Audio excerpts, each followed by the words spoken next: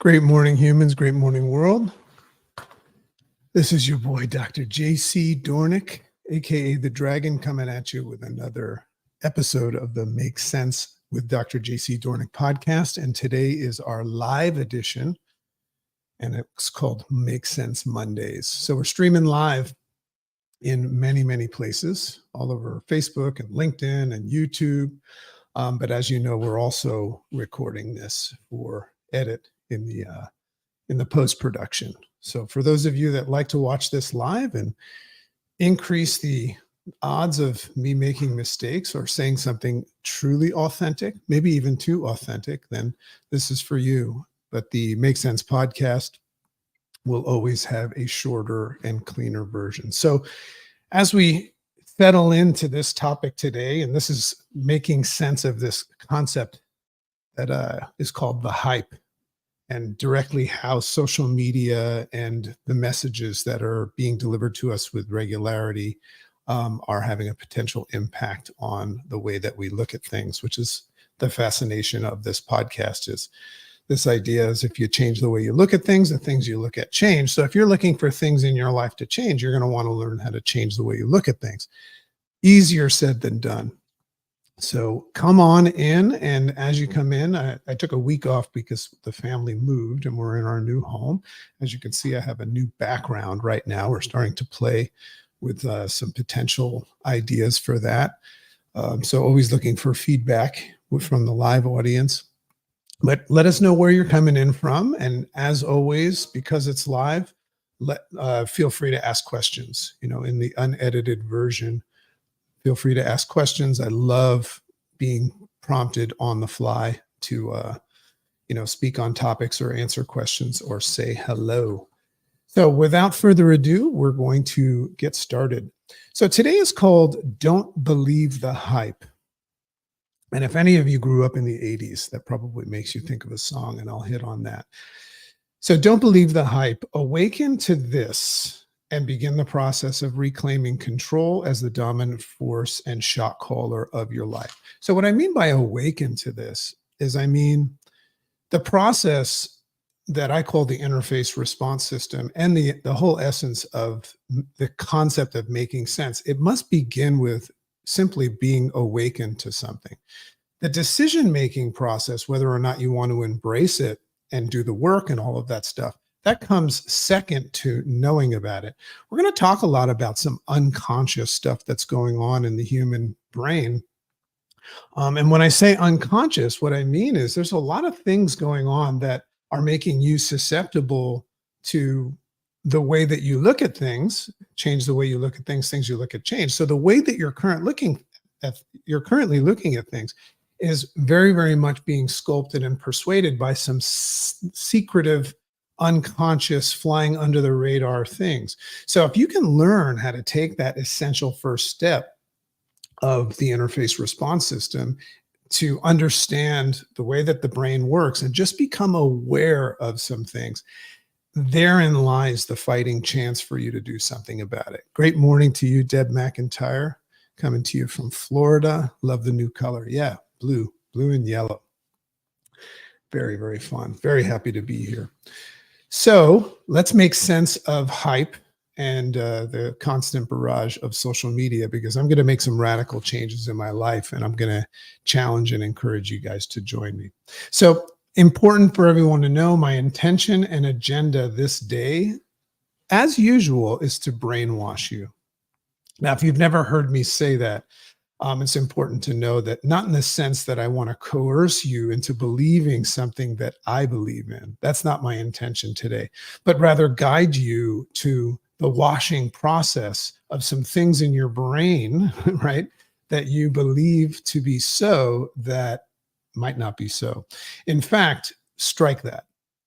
I want to strike that and give you a different interpretation of what I mean by brainwashing. My true intention, so it's evolving right now on the fly. This is the live show.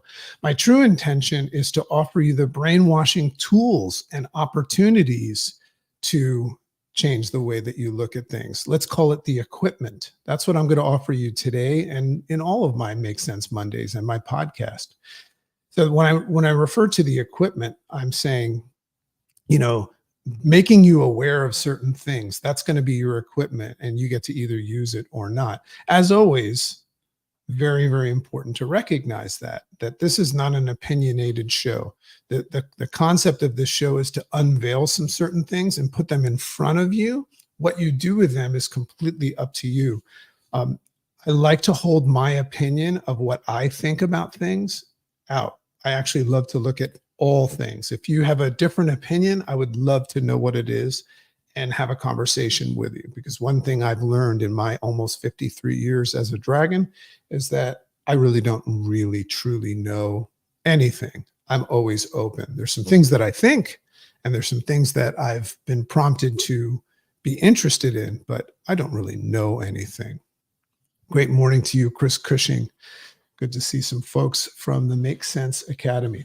So it's important to know that our brains, let's begin with that first process of understanding why we struggle. It's important to know that our brains have this adaptive capacity to be programmed over time. And the way that our brains get programmed over time is through consistency and repetition. So think about that. What are the things that you're doing with consistency and repetition? And that helps our brains become tethered to and believe certain things that often have no validity behind them.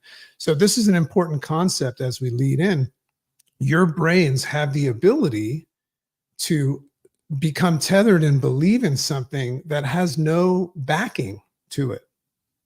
That's really important, because therein lies your ability to say, well, let's look under the hood and let's look at what I claim to believe and what I put exclamation points behind, because I just awoke to the concept that it might not actually be so. It might just be something that I've believed and had with consistency and repetition enough to where I've all of a sudden called it a fact.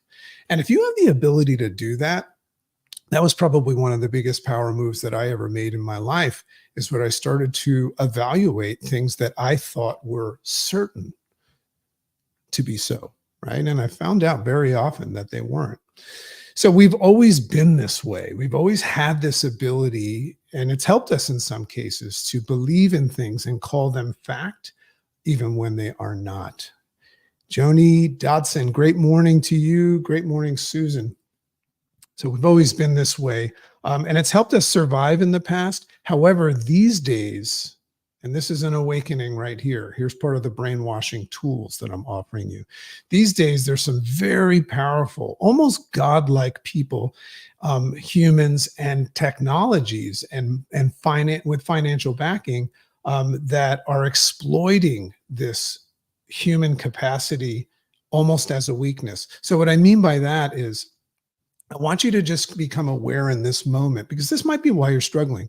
I want you to become aware of this in the moment, that this susceptibility that you have and this capacity you have to believe in something and then call it fact. What I'm saying is there's some very powerful people that know that.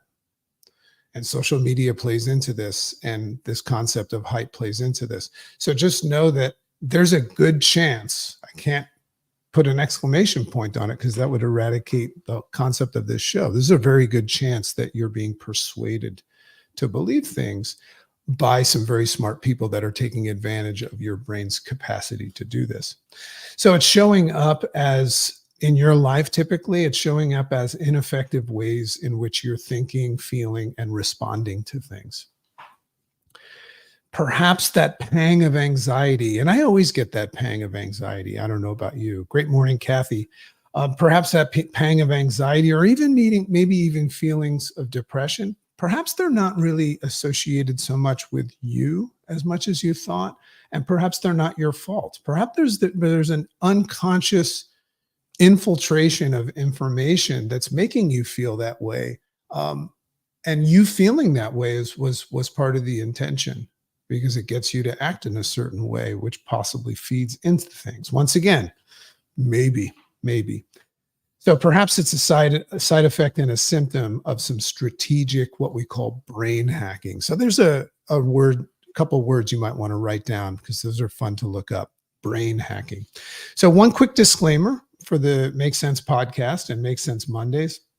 This episode and all episodes in no way, shape, or form comes as a personal opinion or preference.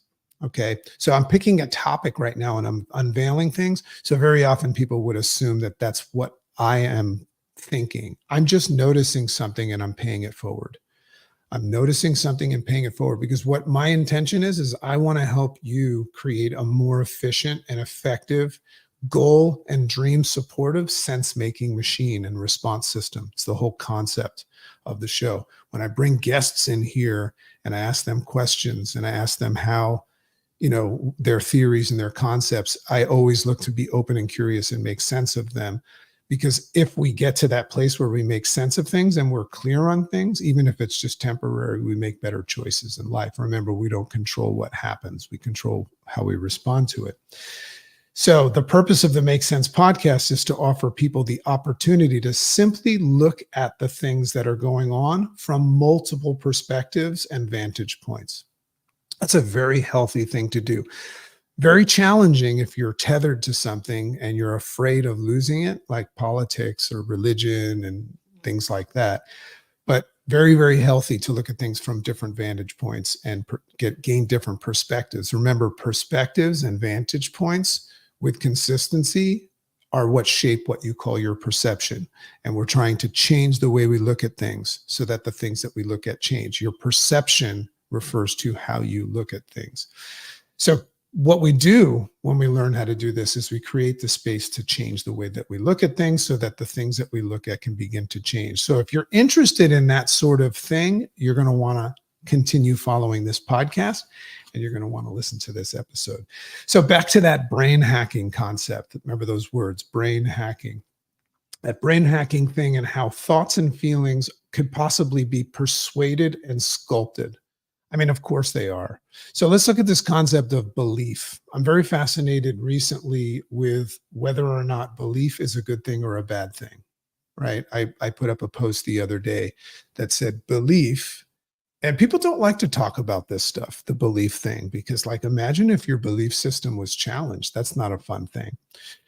So when we look at the belief thing, is believing in something a safe haven? Is it a good thing? Or is it possibly a prison of sorts?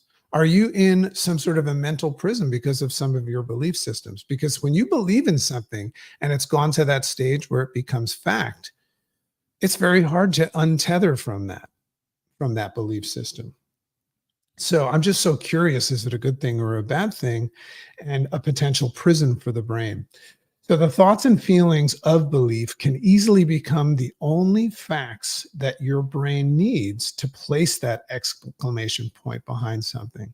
So your thoughts and your feelings can become the only facts. Forget about science and mathematics and all of that stuff and reality.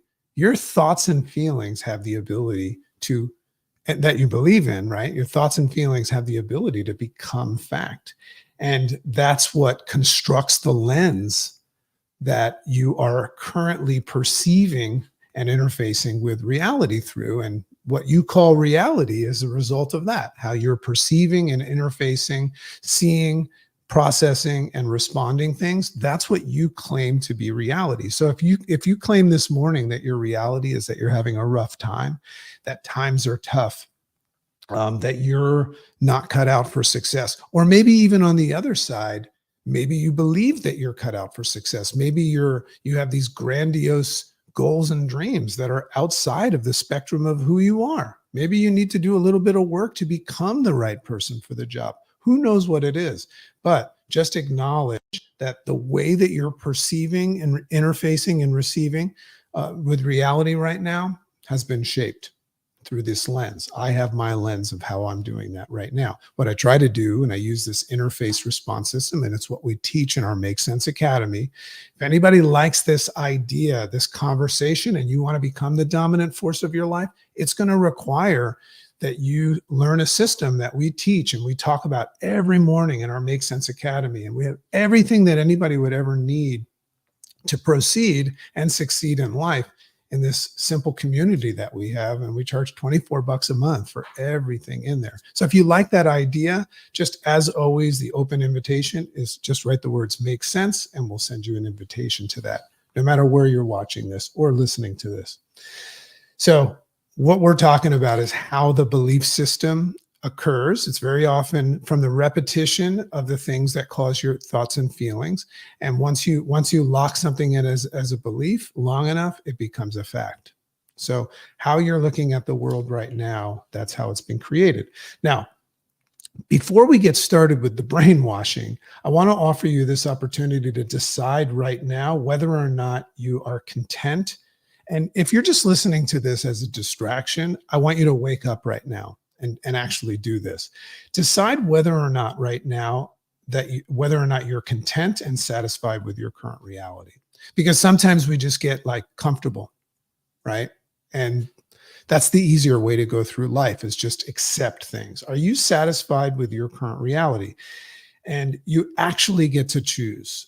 And you might have needed a little reminder about that right now. The idea that you just keep quiet, and that's what we've been doing too long, and going with the flow, right? We keep quiet, go with the flow today. You have a choice. You have, this current reality of your physical, your mental, your financial well-being. And is it connected? Are those things right now, your physical, your mental, and your financial well-being, are they connected with what you can call your best life? Are they connected with your best life? And if they're not, continue forward. If they are, if you right now have the ability to say, I'm fine. I actually have a shirt. I'll send that to you. I'm fine. And that's your current reality, which is totally fine. I've been there many, many times. Then carry on. Go on with your bad self today. You actually control the narrative.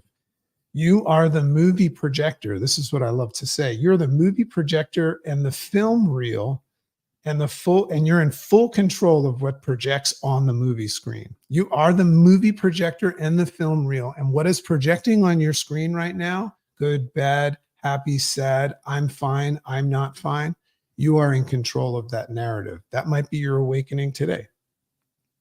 So this projector that I'm talking about is what I refer to as the sense-making machine. Your sense-making machine is the same as a movie projector. It's what's making sense. And sense is your movie, whatever you call that. So if you're happy with that, this podcast episode is going to sound silly to you. But if you're dissatisfied or even open for an upgrade, then you're going to love this.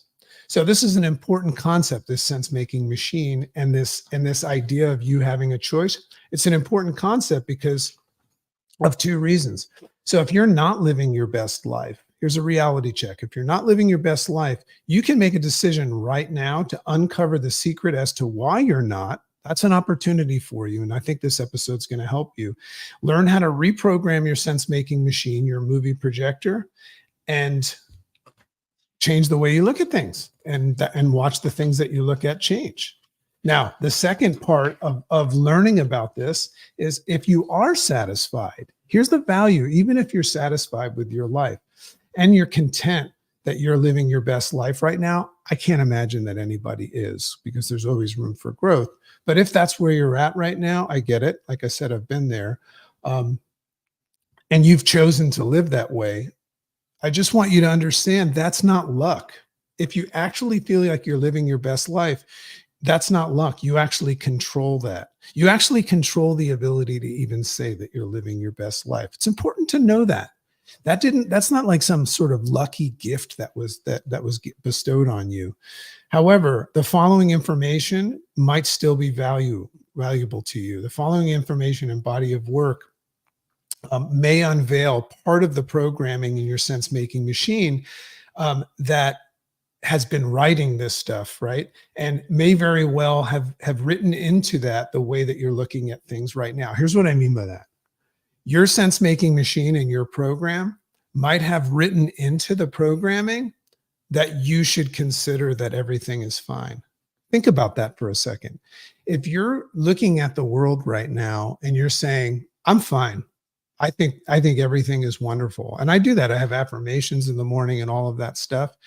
Sometimes I wonder who told me to say that. So I'm just saying it's always valuable to find out what's going on in that sense making machine. So regardless of where or where things fall for you today, I grant you permission, in case you needed it, to open your eyes, take note of the illuminated check engine light that you may have been putting black tape over for some time now, and have a look-see under the hood. Okay. Consider this maybe even just a systems check or a tune-up, little oil change or something like that. Even when my car's running fine, I still get an oil change. And I'm saying that, and I'm talking to my old self, because the old version of me used to look at something like this and say, I don't need any help. I'm fine. So recently, just so you know about the hype thing, recently I kind of went back to my old school days, and for whatever reason, I went to school in the '80s, and I used to listen to this band called Public Enemy. I think I saw something about Flavor Flav the other day, and I started listening to Public Enemy, and I remember that one song, "Don't Believe the Hype." So what's interesting about that it prompted me, because I'm always open and curious to not only what I hear, but why I heard it. It was interesting because I said, what is the hype? I started to say, where in my life is hype showing up? And I couple that with the fact that I just found a delicious book. I'm going to give you a book recommendation right now that we're going to go talk about in the Make Sense Academy. Remember, if you want to actually do some work and not spend a lot of money and get the mentorship and support and guidance in every online course and lesson that I ever teach, as well as my wife and our business partner, Jules, just write Makes Sense, and you can check out risk-free, get your money back if you don't like it, the Make Sense Academy. But anyway, I was looking at hype, and I found this book called Digital Minimalism. Now, we're minimalists in our family, meaning we've minimized our lives and got rid of all things that don't matter. And that's going to lead into the challenge that I'm going to give you. But the concept of digital minimalization, I think it's a hot topic. I think a lot of people are looking at this idea of getting rid of anything that's no longer in support, but it's very, very hard because you're very addicted to many of these digital components. And I've been fascinated with this. So this is a must-get book, Digital Minimalization. Or I'm sorry, Digital Minimalism. So we're minimalists, but we're not digital minimalists, but we're now starting to practice. And like I said, I'm going to challenge you guys to join me in your own way. So when I was listening to Public Enemy and I coupled it with this stuff that I'm learning from digital minimalism, what I did in that moment is I took my phone and I turned it off and I shut my laptop. Ironically, I'm speaking to that laptop right now. And I just gave myself time to actually think about hype and digital minimalization and how I might be still affected by this outside force. So this directed my attention not only to the very definition of dangers of hype, false information, but more specifically the fact that we have evolved into a world that runs on hype. So remember, I'm talking about believing in things and then having that turn into fact. We're being submitted to or subjected to hype every day. The world doesn't run on Duncan. It runs on hype and false information. And some very, very wealthy and powerful people, through the strategic use of technology, managed to eradicate our chances of even having the opportunity to make choices in what matters and what doesn't. One of the things that we teach in our interface response system is to create a sorting filter of sorts, where whatever we're interfacing with and perceive, we say, does this matter? Does this not? Is this in support of my goals and dreams, or is it not? Is this in my control or not? So that's the sorting filter. So what I'm telling you is some very smart people are using technology, taking advantage of our brain's susceptibility to believe in things and get tethered to things in the absence of fact, and throwing that consistent, barrage of our consumption. And we're starting to believe in things. And what that means is this idea of what it is that truly matters to you. You might have forgotten that. You might have forgotten that. And you might now be feeling like what matters most to you is what you've been taught matters most. So I just want you to stop there and think about that for a second. Even if you don't think that's the case, It is. It is. It's affecting all of us right now, and even more so our children. What we control and what we don't, those decisions are now being made by others. What we control and what we don't, what matters and what does not, very, very much are being controlled by others. And how is that showing up? In what you're consuming every day. Remember, what you consume with regularity ends up being what you assume with regularity. So taking advantage is what they're doing. And by the way, this idea that you think that these are all like people that are trying to advance humanity and things like that, when they're sitting around at the strategic table looking how to increase revenue, what they're talking about is taking advantage of the human brain's vulnerability and neuroplastic nature to form circuits around the things that it's exposed to with high repetition and consistency. You call them habits. Maybe you have some bad habits. How did you create them? With high repetition and consistency. Now, that's a good thing to know, because if you want to create a healthy habit, that's how you'd have to do it. But you'd have to fight against the oil tanker that's going this way right now, because you've been sleepwalking through life, very, very much so. So this prompting our brain-body connection to be persuaded to think and feel a certain way, followed by it believing that it has consciously come up with these ideas on its own. So this is an interesting thing to look at.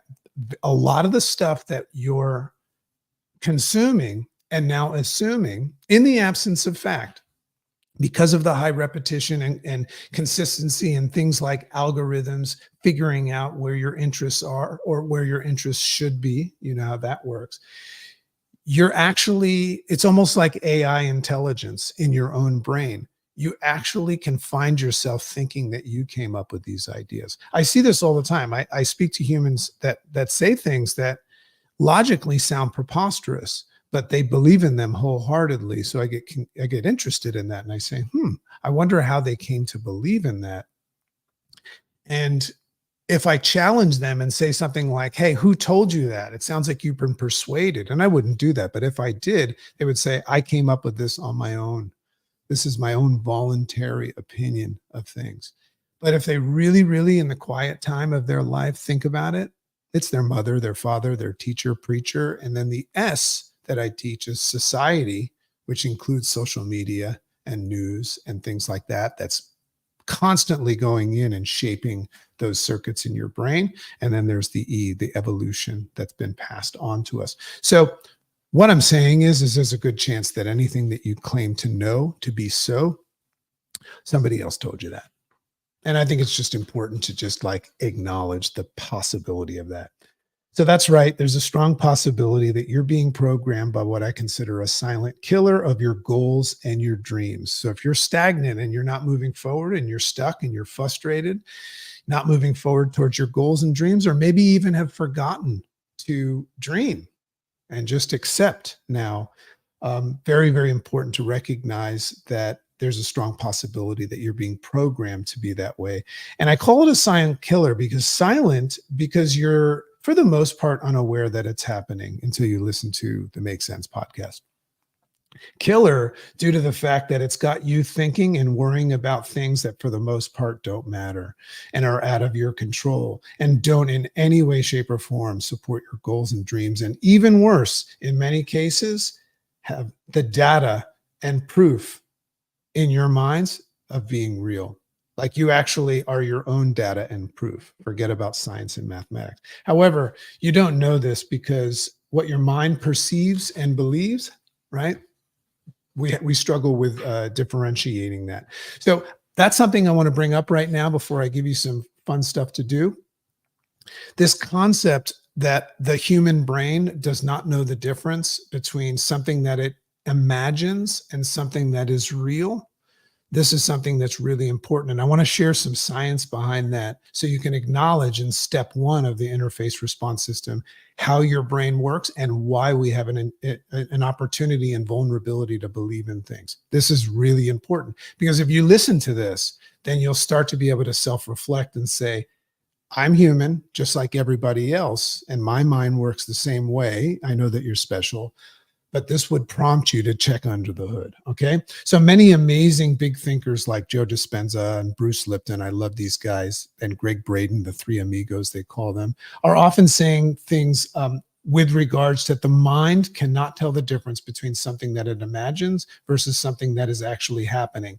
Now, if you go deeper into the science, what they're saying and the real truth, what does that even mean? And validity behind that. So let's just say the validity behind what it is they're saying lies in the human brain's system of processing stimuli and what must occur for it to place an exclamation point behind something. That's what they're really saying is your brain has this process of perceiving something, interfacing with something, and calling it real. But what's dangerous is that something that's not real can be considered real. That's what we're talking about here. So the human brain has something called the reality threshold. Now, if you're a geek like me, write down reality threshold and go learn about that. I'll give you the basic. Nadine Dijkstra, who led a study published in Nature Communications. This is a famous study. She says this, she states, the brain evaluates the images that it's processing against a reality threshold. So you have something that they call a reality threshold in your brain. If the signal manages to bypass and get past, almost like this is like a bouncer at the door, this reality threshold, the brain thinks it's real.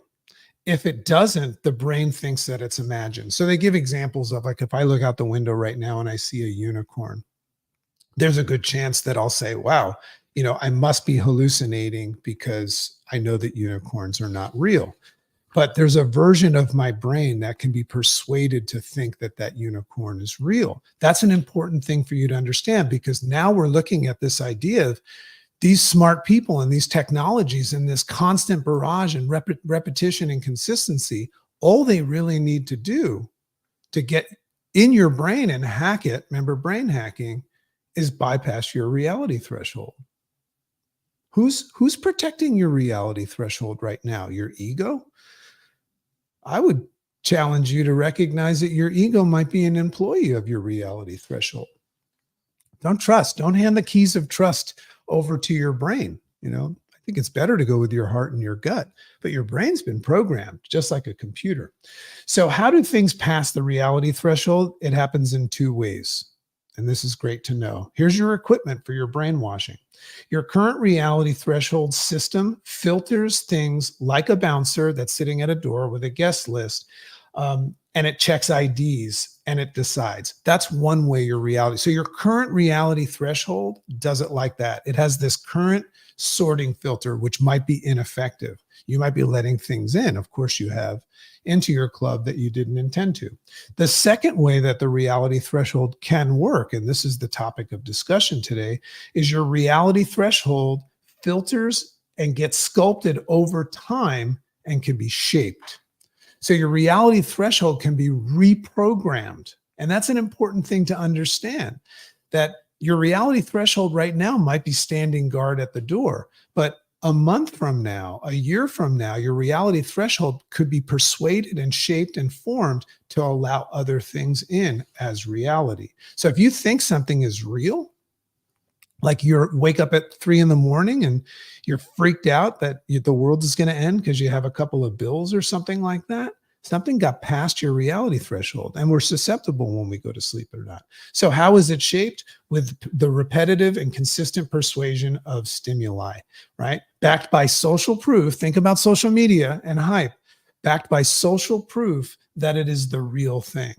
So if you're indulging in TV and news and social media, see, I like to create a safe space here for you to just learn about things and make your own choice up. But if you're constantly allowing other people's thoughts into your thoughts by listening even to podcasts and looking at social media and all of that stuff, and you have no filter on it, or you have no regulation process on it, do you see how your reality threshold could be conditioned to believe anything? That's the way social media is affecting us.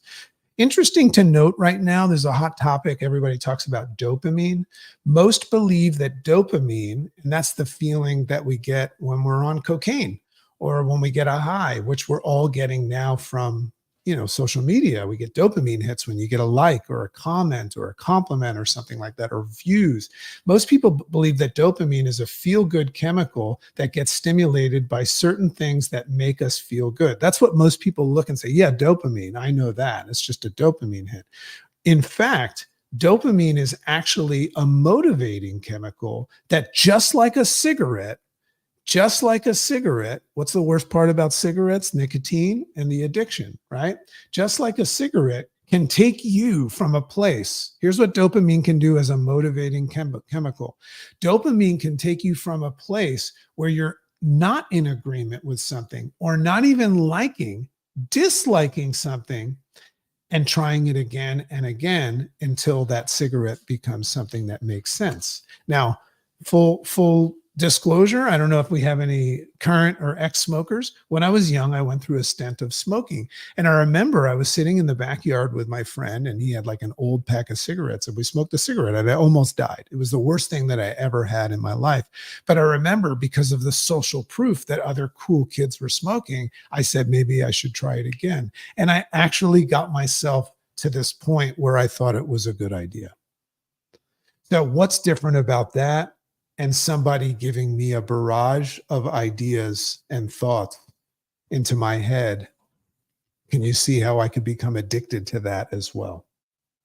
Bill Maher, who's very controversial, and I'll put this in the notes of the edited version, says this: the tycoons of social media have to stop pretending to be friendly nerd gods trying to build a better world. He's talking about the Zuckerbergs and all of these things. They have to stop trying to be perceived as nerd gods trying to build a better world, and admit that they're just tobacco farmers in t-shirts selling an addictive product to children. He says, let's face it, checking your likes is the new smoking. When I heard that, I said, man, I got to share that with everybody.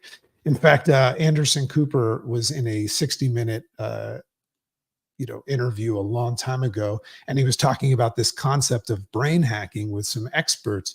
And it uncovers the idea that Silicon Valley, all these geniuses, see, there's this perception that the advancement of technology is to create a better world. And in some ways, I can see the case for that, and I'm open to any opinion.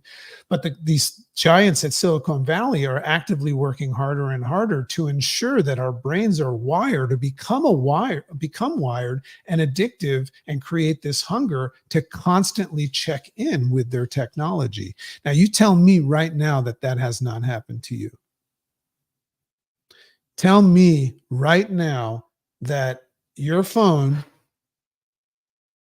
which just lit up, right? I didn't ask it to, and buzzes and all of that stuff, and we get the phantom buzz in the leg. You're telling me that that hasn't worked on you?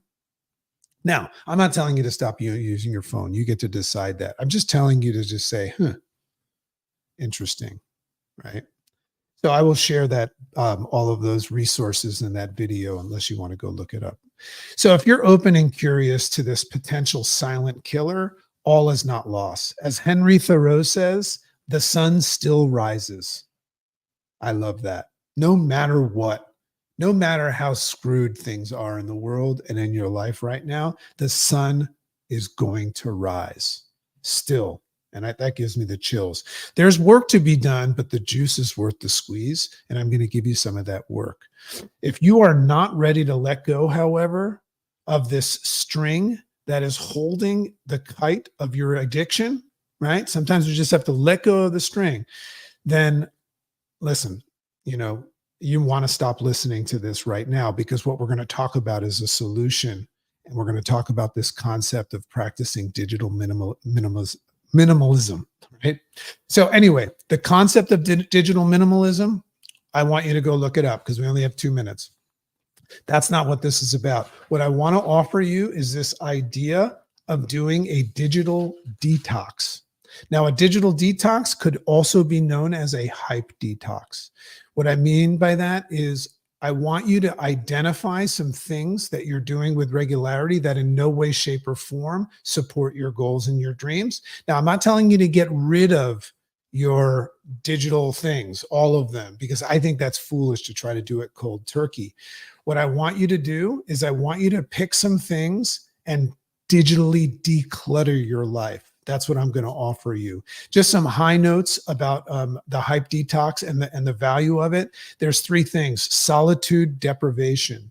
Do you know that you've deprived yourself of the ability to be alone? So some things that you can do are start practicing spending alone time. I go for walks in the morning alone and I just observe nature. Another one is replace connection with the good old fashioned conversation. I like the idea of recognizing that there's this false idea that I'm connected with you through social media and through texting and things like that. So I like to create times in my day where I only talk to people. So connection versus conversation. The third one is I want to teach you guys how to seek out high quality leisure activities like hobbies and learning an instrument, reading, all of that stuff. High quality leisure. Always looking to spend time detached from this thing that possibly is got a grip on you. So here's what I call my hype avoidance list. You could call it a digital avoidance list. This is the one that I'm doing just to give you some ideas of how I'm decluttering digitally. And I can tell you something, I always feel amazing on the other side of this. So you can make up your own list. In the Make Sense Academy, we're going to do this as an activity this week. I just want to share and profess it to you. And then I have to take my daughter to school. I'm not going to watch Netflix alone anymore, right? I'm going to watch Netflix, but I'm only going to watch movies with my wife. I'll never watch it alone. So there's one thing I'm going to do.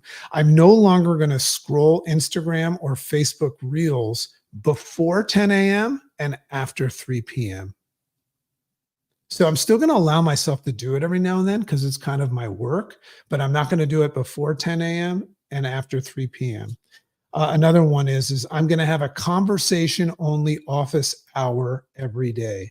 During that hour, either through Zoom, which I think is conversational, or calling me on a phone, that's the only way you can communicate with me. A conversation only office hour. And then I'm also going to continue the daily practice of early, hype protective, rising up in the morning. That's my morning routine. It's hype protective, meaning no hype. Okay. And I'm going to practice twilight, which means 1 hour prior to sleep, no social media, no news. And I'm going to continue every morning consuming, reading, or taking an audiobook in 30 minutes of positive stuff that's goal and dream oriented and supportive. And I'm going to continue to write. You're hearing what I wrote about this morning for 30 minutes every day. Continue exercising 5 days a week, focused on fueling versus mindless eating. So what I'm going to challenge you all to do as I close out is to create an avoidance list, a decluttering list, a digital decluttering list, and see where that takes you. And all you got to do is just take everything that you do all day and the time that you do. You can even check your phone to see how much time you're spending and just start looking at it and just say, what is in support? What is not? What am I doing all day? And what matters and what doesn't, what's in support and what's not. All right, my friends, it's been wonderful. Make Sense Mondays. Remember, type in Make Sense if you want to find out about our academy and come really rewire your brain, become the dominant force of your life. I love and appreciate you all. To everybody in the Make Sense Academy, very excited to work on this stuff this week. I will see you tomorrow morning as always. And I bid you adieu. Have a great day.